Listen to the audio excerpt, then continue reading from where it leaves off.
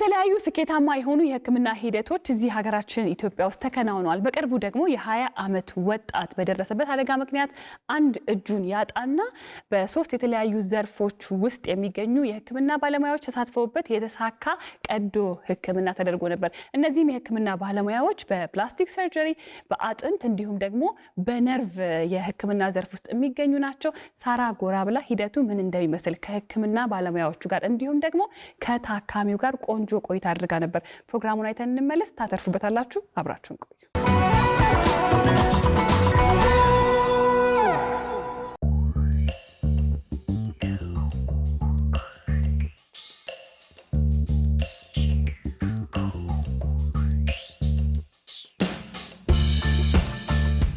እንዴት ዋላችሁ? ሰላም ዛሬ መስከረም እንዴት ነህ? ደህና ነህ? እንዴት ነህ? አለን ዛሬ መስከረም እንዴት ነህ? እንዴት ነው? አለን ዛሬ መስከረም ሰላም ነው። ደህና ነህ? እንዴት ነህ? አለን ዛሬ መስከረም እየተሻለ ነው? እንዴት ነው? ተመስገን እየተሻለኝ። ለውጥ አለው? አዎ በባዶ እጅ አይመጣም ነበረ። እንግዲህ ሆስፒታሉ የራሱ ምግብ ስላለው አይመጣም ስላሉኝ ነው። ኧረ ችግር የለውም። እንተዋወቅህ። ማን እንበል ስምህን? ክብሮም እባላለሁ። ክብሮም በምን ስራ ላይ ነው ያለኸው? ክብሮም ሁለገብ ነው የምሰራው ስጋ ቤት ላይ። እስቲ ይሄ አደጋ ሲፈጠር በምን ስራ ላይ ነበርክ ወይም እንዴት ነው የተፈጠረው? እንጨት እየቆረጥን ነበረ። ሰኞ ጠዋት ነበርና እሺ፣ ከዛ በማሽን ነበር እንጨት እየቆረጥን የነበረው። አንድ ሰው ያስገባል፣ እኔ ደግሞ እንደዚህ እቆርጣለሁ። ከዛ ልክ እንጨቱ እየቆረጥን እያለ ማሽኑ ዞረብን። ሲዞርብን ለማስተካከል ከታች ዝቅ ብዬ ሳነሳ ኤሌክትሪክ ኮኔክት ሆኗል። ልክ ኤሌክትሪኩ ስቦ አስገባኝ ወደ ማሽኑ ማለት። ቲሸርት የነበረ ያዘ ቅድም። ከዛ እዚህ ጋር ደረቴ ላይ ቆረጠኝ ትንሽ።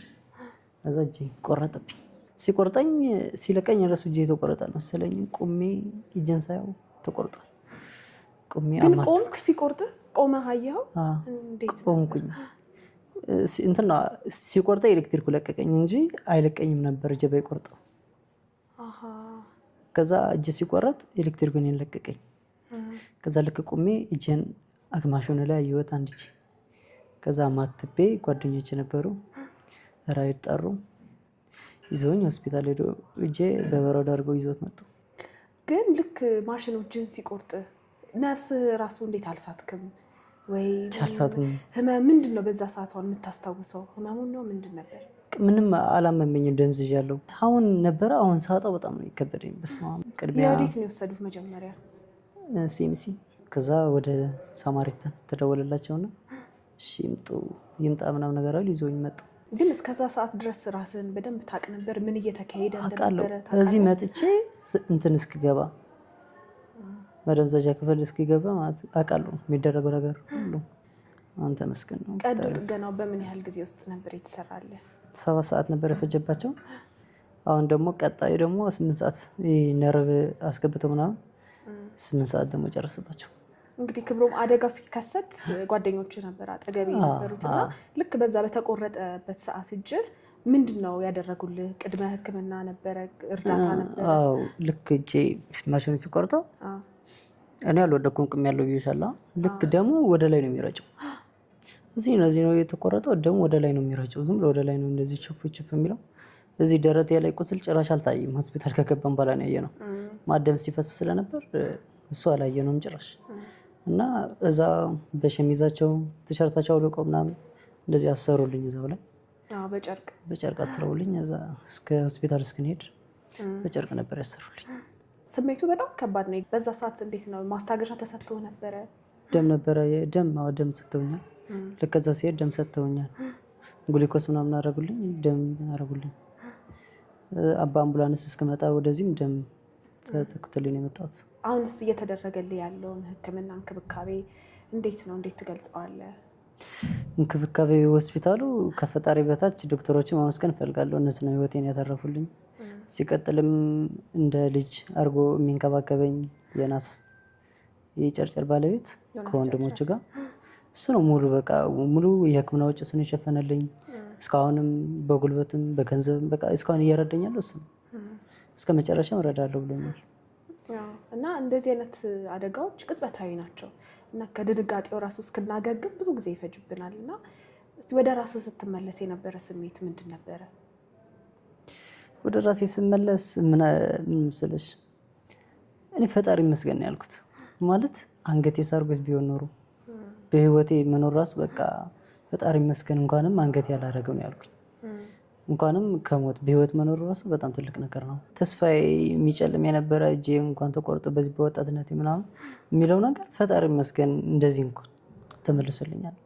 ከዛ በኋላ ልክ ቀዶ ጥገናው በተሳካ ሁኔታ ካለቀና እጅን እንደዚህ ተገጥሞ ስታየው ምን ተሰማ? በቃ በጣም ነው ደስ ያለኝ። ማለት እኔ እንደዚህ ኢትዮጵያ ውስጥ እንደዚህ መሰራት ይቻላል ምናምን ነገር ነው ያልኩኝ። ራሱ ጥያቄ ነው የፈጠረብኝ እና በጣም ነው ደስ ያለኝ እንደዚህ ነው ሳይወጣ ጠዋት ላይ። ጠብቀህ ነበር ግን ወደዚህ ስትመጣ ብዙ ሰው አይጠብቅም። በዛን ሰዓት በህይወት መኖር ብቻ ነው ያስደሰተኝ እንጂ እጄ ይመለሳል ብዬ አላሰብኩም። በጣም ወደ ሰፊት ወድኜ ወደ ስራ ከተመለስኩ ፈጣሪ ይመስገን። ትመለሳለህ ደግሞ ሁሉ ለምክንያት ለበጎ ነው። የዳንክበት ምክንያት አለው ብዬ ነው የማስበው። ሁሉ ሰው እንደዛ ነው ቢለው እዚህ ራሱ በጣም ነው የገረማቸው። ማለት ኢትዮጵያ ውስጥ እንደዚህ ለመጀመሪያ ጊዜ ነው እንደዚህ የተሰራው ያሉ ነበር ዶክተሮች። ክብሮ ሙሉ ለሙሉ ደግሞ አገገመህ ድነህ እንደምንገናኝ ተስፋ አደርጋለሁ። እግዚአብሔር ደግሞ አሁንም ፈጽሞ ይማርህ። እሺ እሺ። ሰላም ጓደኞች ናቸው አይደለ? እንዴት ናችሁ? ደህና ናችሁ?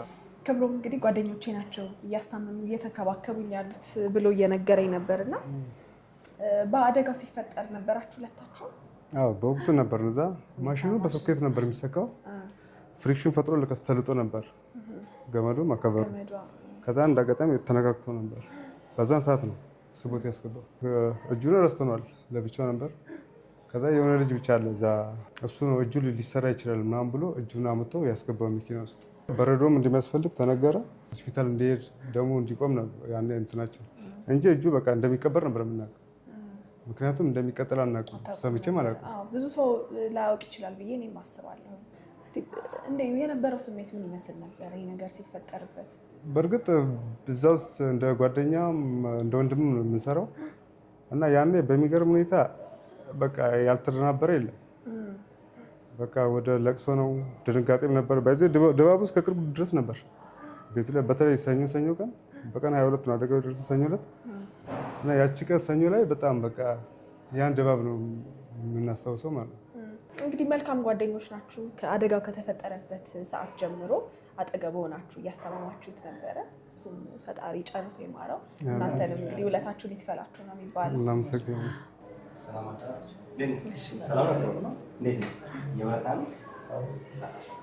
ዶክተር፣ እንዴት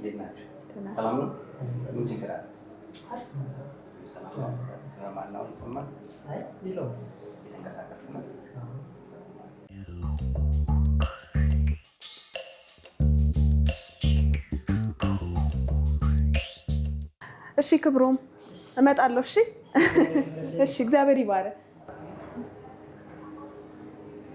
ዶክተር እስቲ ራስህን አስተዋውቀን። ስሜ ዶክተር አንተነህ ካህሉ ይባላለሁ። በሳማርታን ሰርጂካል ሴንተር ሜዲካል ዳይሬክተር ነኝ። እንደዚህ አይነት አጋጣሚ ከዚህ በፊት ተፈጥሮ ያውቃል? በእኔ ልምድ ብዙም የሚያጋጥም ነገር አይደለም። እንደ ሕክምናው እንደ መስጠት ግን እንደ ተቋምም እንደ ሀገርም ባለን መረጃ መሰረት የመጀመሪያው አይነት የሕክምና ሰርቪስ ነው ይሄ። ለእሱም ብቻ ሳይሆን ለሁላችንም እንደ ህዝብ ተስፋ የሚሰጥ ነገር ነው እንደዚህ አይነት የተሳኩ ሕክምናዎች። በተለይ ደግሞ እንደዚህ ትልልቅ ያልተለመዱ ነገሮችን ስናይ ለሁላችንም ተስፋ የሚሰጥ እና አስደሳች ነገር ነው። በዚህ ቀዶ ጥገና ላይ ምን ያህል ዶክተሮች ተሳትፈዋል? ሚናቸውስ ምን አይነት ነበረ? በዚህ ሕክምና ላይ ከሐኪሞችን በተጨማሪ ሙሉ የሆስፒታሉ ስታፍ ኢንቮልቭ አድርጓል። የአንዱ ተሳትፎ ከአንዱ ላለማሳነስ ላለመጨመር የሁሉም ባለሙያ የሁሉም የስራውን ድርሻውን በመወጣቱ ነው እንደዚህ ለሀገራችንም የመጀመሪያው የምንለው ወይም ስኬታማ የምንለው ኦፕሬሽን እንድንሰራ ያደረግ ነው። እንደ ሐኪም ስንጠቅስ ግን በዋናነት በቀዶ ሕክምና የደም ስር ሰብ ስፔሻሊስት ሐኪማችን ዶክተር ራሄል ተሳትፋለች። ፕላስቲክና ሪኮንስትራክቲቭ ሰርጀሪ ሐኪማችን ዶክተር በረከት ተሳትፏል። በአጥንት ሕክምና ደግሞ ዶክተር ሳሙኤል ኃይሉና ዶክተር ቢኒያም ተሳትፈዋል በዋናነት። በተጨማሪ ደግሞ ክሪቲካል ኬር እና አነስቴዥያ ወይም ማደንዘዣ ባለሙያ ዶክተር እውነቱ ተሳትፈዋል። እነዚህ በዋናነት በሰርጀሪውን የመሩት አካል የምንላቸው እነሱ ናቸው። ግን እነሱ ብቻ ሳይሆን ሙሉ የሆስፒታሉ ስታፍ ኢንቮልቭ አድርጓል በዚህ ሕክምና ላይ።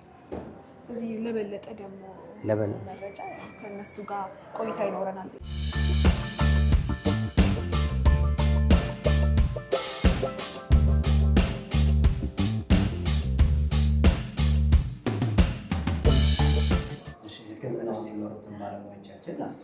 እሺ ዶክተር በረከት ፕላስቲክ ሰርጅናችን ነው። ዶክተር ራሄል ማስኩላር ሰርጅናችን ሳራ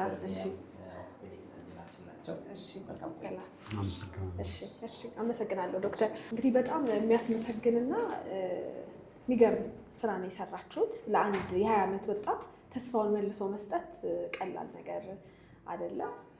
ስለዚህ እንተዋወቃችሁና እስቲ ስለነበረ ሁኔታ ደግሞ በዝርዝር በደንብ እናውራ። ዶክተር ራሄል አበባየሁ እባላለሁ። የጠቅላላ ቀዶ ሕክምናና የደም ስር ቀዶ ሕክምና ሰብ ስፔሻሊስት ነኝ።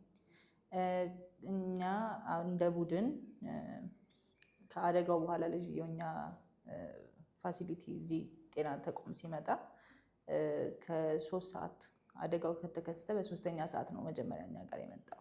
ከተለያየ ፋሲሊቲ ነው ተሰባስበን የምንሰራው እና ተደዋውሎ ዶክተር በረከት የአጥንት ቀዶ ሕክምና ሰብ ስፔሻሊስቶች ጋር ደውሎ አጥንቱ መሰራት ይችላል ወይ፣ እኔ ጋርም ስልክ ደውሎ መምጣት ትችላለሽ ወይ መገኘት ትችላለሽ ወይ ብሎ የነበረ። መጀመሪያ እንደዚህ አካል ሲጎዳ ሀሳብ የሚሆነው ያ አካል የደም ዝውውር ባይኖረውም እንዲተርፍ ጊዜ መስጠት አለብን እና በረዶ ውስጥ እንዴት እንደሚደረግ በደንብ አድርጎ አስረዳቸው። ቀጥታ በረዶ ላይ መደረግ የለበትም፣ አካሉ በፌስታል ጠቅልላችሁት በረዶ ውስጥ አድርጋችሁት ጊዜ ግዙልን፣ አትሊስት ተሰባስቦ ሁሉ ነገር ተመቻችቶ እንዲሰራ ማለት ነው። እሱ ጋር ማለት ነው። እሺ ታንኪዩ። እኔ ዶክተር በረከት እባላለሁ። ፕላስቲክ ሰርጅን ነኝ፣ ወይም ፕላስቲክ ኤንድ ሪኮንስትራክቲቭ ሰርጅን። ታካሚያችን መጀመሪያ ኤስኤምሲ ሆስፒታል ነው የሄደው። አንዱ እንዳጋጣሚ ሆኖ የተጎዳውም አክሲደንቱም ያጋጠመው እዚሁ አካባቢ ነው። ኤስኤምሲ ሆስፒታልም እዚሁ አካባቢ ነው። እዛ የነበረችው ጠቅላላ ሐኪም በሽተኛው እንዳየችው የመቀጠል ፖሲቢሊቲ ያለው ወይ ብላ ደውላ ጠየቀችኝ። እንደሚቻል እናውቃለን፣ ተምረናል፣ አንብበናል፣ አይተናል ውጭ ሀገር ስንሄድ እና እንደሚቻል እናውቃለን። ግን ያው ሲስተማችን ምናምን ግን ለዚህ ሬዲ አይደለም። ጥሩ ካንዲዴት ነበረ ለመስራት። በጣም አጭር ጊዜ ነው የደረሰው። ወጣት ልጅ ነው። የተቆረጠበት መካኒዝም ጠየኳት፣ ሻርፕ ከት ነው ይሄ አዘፖስቶ ይሄ መጨፍለቅ ወይ ደግሞ በጣም ሙቲሌትድ ሲሆን አንዳንዴ ለመቀጠል ያስቸግራል። ሻርፕ ከት ነው። ለመቀጠል ጥሩ ካንዲዴት ስለነበረ ቀጥታ ዶክተር ራሄል ጋር ደወልኩኝ። ዶክተር ራሄል እንዲህ አይነት ኬዝ አለ መምጣት ትችያለሽ ወይ ምናምን አልኳት። እንግዳ ሆኖባት ነበረ መጀመሪያ፣ ምክንያቱም ሙሉ በሙሉ የተቆረጠ እጅ ሪኢምፕላንቴሽን እኛ ሀገር ተሞክሮ አያውቅም። ቫስኩላር እሷ ቫስኩላር ሰርጅን ነች። የተቆረጠ ደም ስር መቀጠል ሁሌ የምትሰራው ስራ ነው እና ቫስኩላሩን ትሰሪያለሽ፣ አብረን እንሰራለን፣ ሌሎችን ነገሮች እንሰራለን። ሆኑም አለን፣ እኔም አለሁ። እነ ዶክተር ቢኒያም እነ ዶክተር ሳሚ እዚህ ነበሩ። ነገርኳቸው፣ ምንም ችግር የለውም እናንተ እንትን ካላችሁ በሆኑን እኛ ሁሌ የምንሰራው ስራ ነው። ቫስኩላሩን፣ ነርቡን፣ ሌላውን ነገር ላይ እናንተ ኮሚትመንት ከወሰዳችሁ በእኛ ሳይድ ችግር የለውም አለኝ ነው ዶክተር ቢኒያም። ዶክተር ላቋርጥና በዚህ አጋጣሚ ያው እንዲህ አይነት አደጋዎች ሊፈጠሩ ይችላሉ እና እንዲህ አይነት አደጋዎች በሚፈጠሩበት ጊዜ መጀመሪያ መደረግ ያለበት ነገር ምንድን ነው? ከዚሁ ጋር እያይዘ መጀመሪያ መደረግ ያለበት ነገር እንግዲህ 2 ነገር ነው ኮንሲደር የምናደርገው። አንደኛው ታካሚውን ላይፍ፣ ሁልጊዜ ላይፍ ነው ዋናው፣ ህይወት ነው ዋናው ነገር። ቅድሚያ የምንሰጠው ለህይወት ነው። ስለዚህ ታካሚው ደም እየደማው እንዳልሆነ ህይወቱን የሚያሰጋ ነገር እንደሌለ እርግጠኛ መሆን አለብን። ደሙን ማቆም፣ ደሙን ስናቆም ደግሞ ፕሬዠር በማድረግ ማሰር ካለብን በተለይ ቀጭን ባልሆኑ ነገሮች ብዙ ጊዜ ኢሊቬት ማድረግ ወይም ደግሞ የሚደማበትን ቦታ በጨርቅ ለምሳሌ ልብስም ሊሆን ይችላል። ፕራይመሪ ኬር ከሆነ የሚደማበት ቦታ ላይ ልብስም ጨርቅም አድርጎ እዛው ላይ በጨርቅ ማሰር ይቻላል፣ በጨርቅ መያዝ ይቻላል። ደም መጀመሪያ ታካሚው ላይ ነው ፎከስ ምናደርገው። ከዛ ሌላ ደም ካስፈለገው ፍሉድ ግሉኮስ ምናምን ቢያስፈልገው እሱን ማድረግ ነው። ሁሉ ተደርጎታል፣ ቬን ተደርጎለታል። ኦልሬዲ ደም ሊሰጡት እየጀመሩ ነበር። አይ ቲንክ እኛ ጋር ኦልሬዲ ሲመጣ ደም ጀምሮ ምናምን ነው የመጣው። እሱ ለታካሚው ሁልጊዜ ለመቀጠል በሽተኛው ሰርቫይቭ ማድረግ አለበት። እሱ ነው። ከዛ ደግሞ ለመቀጠል የሚለውን ፖሲቢሊቲ ለማያውቅ የሚቀጠለው ፓርት መያያዝ አለበት። በተለይ እንደዚህ ጡንቻ ያለው ፓርት ትልቅ ፓርት ሲሆን የተቆረጠው ጡንቻ ያለው ፓርት ለረዥም ጊዜ አይቆይም፣ ቶሎ ዴድ ይሆናል እና ያለን ታይም አጭር ነው። አሁን ለምሳሌ በረዶ በደንብ ያለው ፓርት ከሆነ እንዳልኩሽ እስከ 6 እስከ 12 ሰዓት ድረስ መቀጠል ይቻላል። ምንም በረዶ ሳይኖረው የምንቀጥልበት ከ6 ሰዓትም ያንሳል። 6 ሰዓት 4 ሰዓት በረዶ ምንም ባይኖረው ማጠብ ካስፈለገ ማጠብ፣ ቆሻሻ ነገር ላይ ከወደቀ አንስቶ ማጠብ ሊያስፈልግ ይችላል። ከዛ ያንን በፔስታል ነገር ማድረግ፣ ከዛ በፔስታል ያደረግነውን ደግሞ በረዶ ያለበት እቃ ውስጥ ማድረግ ኮልድ ቼን ያስፈልጋል። ታካሚያችን በጣም ጥሩ አስተማሚ ነበር የነበረው። ኢቭን እኛ ጋር የተቆረጠው እጅ ሲመጣ በጣም ከባድ ነበር። በጣም ብዙ በረዶ አድርገውበት ነበርና ብዙ ሰው ባለማወቅ እስከዛሬ እርግጠኛ ነኝ አይቀጥልም ወይ አይሆንም በሚል እሳቤ ይህንን እድል ሊያጣ ይችላል። እሱ ደግሞ ለተመልካችም ይጠቅማል። እውነት ነው። እንዳልኩሽ አሁን ኢስኪሚያ የሚባለው የደም ዝውውሩ የሚወስደው አርተሪ ፍሎ የሚኖረው እኛ 6 ሰዓት ሲሆነው አርተሪ ፍሎ ጀምሯል ወደ እጁ። በረዶ ውስጥ ሆኖ የደም ዝውውር ሳይኖረው የቆየበት ታይም ከ6 ሰዓት በታች ነው። አንዱ ለሰክሰሳችን ኮንትሪቢዩት ያደረገው እሱ ነው። 6 ሰዓት ላይ ኦልሬዲ የደም ዝውውር ጀምሮታል። ይሄ እጅ አሁን ከ12 ሰዓት በኋላ ከ24 ሰዓት በኋላ በረዶ ሳይሆን አምጣችሁ ቀጥሉልን ቢል አንሞክረውም ነበረ። ምክንያቱም ዋርም ኢስኪሚያው በጣም ረዥም ስለሚሆን እነዚህ ነገሮች ኢምፖርታንት ናቸው። በአጠቃላይ 2 ዋና ዋና ቀዶ ጥገናዎች እንዳደረገ ሰምቻለሁ እና እስቲ የመጀመሪያው የቀዶ ጥገና ምን ይመስል ነበረ? ዶክተር ደግሞ ከአንተ እንስማ። እሺ፣ አመሰግናለሁ። ዶክተር ቢኒያም ተሾመ እባላለሁ። የአጥንት ቀዶ ሕክምና ስፔሻሊስት እና የከፍተኛ አደጋዎች እንዲሁም መገጣጠሚያ ቅየራ ሰብ ስፔሻሊስት ነኝ። በወቅቱ እንግዲህ አብዛኛውን ነገር መሰረታዊ የሚባለውን ነገር ኦልሬዲ ገልጸውታል። ሰርጀሪው ተጀመረ። የመጀመሪያው ማድረግ የሚያስፈልገው እንግዲህ 2 የተለያዩ ነገሮች፣ አንዱ እጅ ተቆርጦ ለብቻው ነው የተቀመጠ እና ልጁ ደግሞ ለብቻ አለ። ስለዚህ ሁለቱን ማገናኘትና አንድ ማድረግ አስፈላጊ ነው። ስለዚህ አጥንቱን አስተካክሎ በአግባቡ ጠንካራ በሆነ ብረት በውስጥ በሚገባ ማስያዝ ነበረብን። እሱን ነው መጀመሪያ ያደረግነው። ሁለተኛው ሰርጀሪ ላይ የሚገርመው ነገር በ3 ሳምንት ነው ሁለተኛው ሰርጀሪ የተሰራው። ሁለተኛው ሰርጀሪ ላይ ስንገባ አጥንቱ የመዳን ጀምሯል። ያውም በጥሩ ሁኔታ ኖርማል እጅ ላይ እንኳን ከሚጠበቀው በሚፈጥን መልኩ የመዳን እንትኖቹን ያሳይ ነበር። በ3 ሳምንቱ የደም ስር በዙሪያ ያሉ ጡንቻዎች ምናምን መልካም እንደሆኑና የመጀመሪያው ሰርጀሪ ጥሩ ውጤት እንዳሳየ አመላካች ነው። ይሄ እንደ ልብ እያዞሩ መስራት፣ ያ ሁሉ ሲሆን እጁ እንደ ልብ ማንቀሳቀስ ያስፈልጋል። ያደረግነው እሱን ነው። 2 ደም ስሮች አሉ እጃችን፣ እግራችን ላይ ማንኛውም አካል ላይ 2 ናቸው ደም ስሮች። አንድ ደም የሚያደርስ አለ፣ ደም መላሽ አለ። አርተሪ እና ቬን ይባላሉ። 2ቱ የተለያየ ሲስተም ነው ያላቸው። ቀጣይ ደም ስሮቹን ወደ እጁ የሚሄዱትን ደም ስሮች ደህንነታቸውን ቼክ አደረግን። አጽድተነው ኢንፌክሽን እንዳይኖር አደረግን። ጡንቻዎቹን ሁኔታቸውን ቼክ አደረግን። ከዛ በኋላ ውስጥ ደም ዝውውር እንደው ደም ኦልሬዲ ይዞ ነው እጁ የተቆረጠበት ማለት ነው። ስለዚህ ያ የረጋ ደም ውስጥ እንዳይደፍንብን ደም ዝውውሩን ደም ወደ ውስጡ ደም ማቅጠኛዎች ወደ ውስጡ አካል ውስጥ ረጭተን ነው ያስቀመጥነው። ከዛ ልክ ስምመን መድኃኒት ከወሰደልን በኋላ ዶክተር እውነቱ ደም አዘጋጅቶ ኦፕሬሽኑ መቀጠል ይችላል የሚል ሁኔታው ስንገባ ታካሚውን አስተኝተን መስራት ጀመርን። እዚህ ላይ ያለውን ማለት ነው። ዶክተር በረከት ቅድም እንዳለው ሻርፕ ኢንጅሪ ስለነበረ ደም ስሮቹ በጣም የተራራቁ አልነበሩም። ጉዳቱ በጣም ቀለል ያለ ነበረ። ዳይሬክትሊ እንደነበረው ደም ስሮቹን ወደ ነባር መለስ ናቸው ማለት ነው። የመጀመሪያው ኦፕሬሽን ለሰውነቱ በቂ ጫና ነው ብለን ተነጋገርንና እንደ ቡድን ቀጣይ ጊዜ ደግሞ በረፋድ ማለት ከጥቂት ሳምንት በኋላ ቼክ እናደርገውና የእጁን ሁኔታ አይተን ነርቮቹን ደግሞ ከዶክተር በረከት ጋር ሪፔር ለማድረግ ተወሰነ ማለት ነው። ከዛ በደንብ ካገገመ በኋላ ቤቱ ሄዶ በደንብ አገግሞ ቤት ተሸኘ። በ9 በ10 ቀኑ ቤት ተሸኘ። ከዛ የደም ዝውውሩ ደህና ነው፣ ትርታው ደህና ነው፣ እብጠቱ ቀነሰለት። አሁን ኢንፌክሽን ምንም ቁስሎቹ ኢንፌክሽን ስላልፈጠሩ በቅርብ ቀን ደግሞ አንድ ኦፕሬሽን ዶክተር በረከት ሊድ አድርጎን ሰርተንለታል ማለት ነው። እናንተ የነበራችሁ ተስፋ ምን ያክል ነበረ? ደም ስሮቹ የተወሰነ ትላልቅ ስለሚሆኑ ለመቀጠል እነዚህ ዲስታል ሲሆኑ አሁን በጣም ቀጫጭን ስለሚሆኑ ያስቸግራል። በማይክሮስኮፕ ምናምን የሚሰሩት በጣም ሳይዛቸው የደም ስሮቹ በጣም ስለሚያንስ ማለት ትላልቅ ማይክሮስኮፕ ያስፈልጋል። በጣም ቀጫጭን የሆኑ አትሊንክ እኛ ሀገር ማርኬት ላይ እንደ ልብ አቬሌብል የሆኑ ክሮች ያስፈልጋል። አሁን 4 ጣት እንዲህ ምናምን ለመቀጠል ልጁ ወጣት ነው። በጣም በቶሎ ነው የደረሰው። ኔቨር ሳይ ኔቨር እንኳን እንዳልኩት ከ90% ሰክሰስ ያላቸውም ሰዎች ያው 100% ሙሉ በሙሉ ብለሽ አትነግሪያቸውም። ሁሉ ጊዜ ትንሹንም ሪስክ ታስረጃለሽ እና እሱን ነግረናቸዋል። ፌል የሚያደርግበት ሪስክ አለ። አስቸጋሪ ዲፊካልት ነው። ተሰርቶ እንደማያውቅም ነግረናቸዋል። ተሰርቶም ሰክሰስፉል እኛ ሀገር ላይ አያውቅም። ልንሰራላቸው ነው ግን ማድረግ እንችላለን ብለን እናስባለን። ስለዚህ እናንተ ፈቃደኛ ከሆናችሁ እንሞክርለት የሚል ቻንስ ነው የሰጠናቸው። ታካሚዎቹም በዚህ አጋጣሚ አስታማሚዎቹንም ያሳከሙትንም ሰዎችም ማድነቅ እፈልጋለሁ። እንደዚህ ስናንገራቸው ይሄ ወጣት ልጅ ነው፣ የትም መሄድ አንፈልግም፣ ገንዘብም ምንም ችግር የለውም፣ እዚሁ በፕራይቬት ሴታፕ እንከፍላለን፣ ይታከማሉ። ለሰርጀሪው አንዱ ኮንትሪቢዩት ያደረገው ነገር ነው። ቀጥታ ወደ ሰርጀሪ ገባን። አንዱ ለሰክሰሱ ኮንትሪቢዩት ካደረጉ ነገሮች አንዱ እሱ ነው።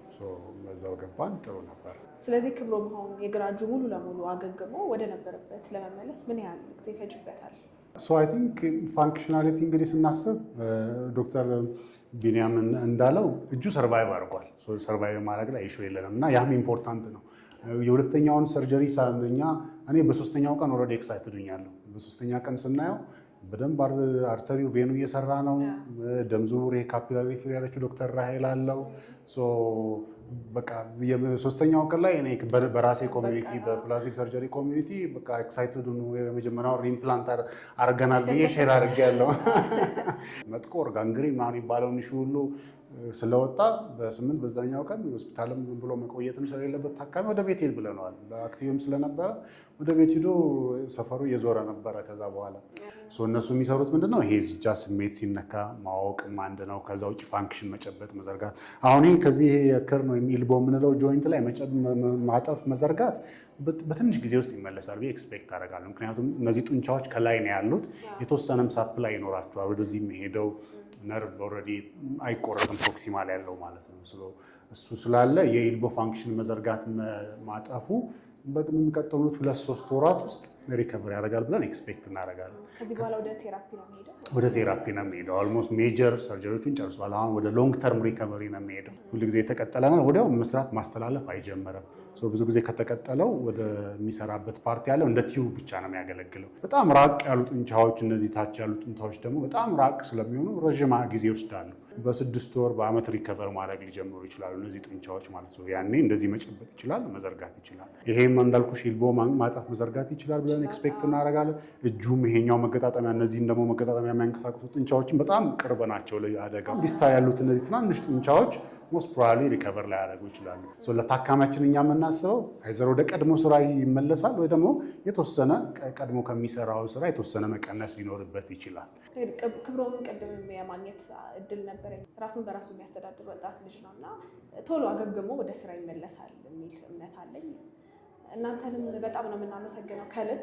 እንደዚህ አይነት እንግዲህ ከባድ ቀዶ ጥገናዎች ብዙ ጊዜ በውጭ ዓለም ነው የምንሰማው። ይህንን ስንሰማ ምናልባት የመጀመሪያችን ሊሆን ይችላል። ላደረጋችሁት ነገር እንደ ሕዝብም እንደ ሀገርም ተስፋ የሚሰጥ ነው እንዲህ አይነት ነገሮች ሲሰሙና እናንተንም በጣም እናመሰግናለን። ከዚህ ከተከበረ ውድ ጊዜያችሁ ስላካፈላችሁ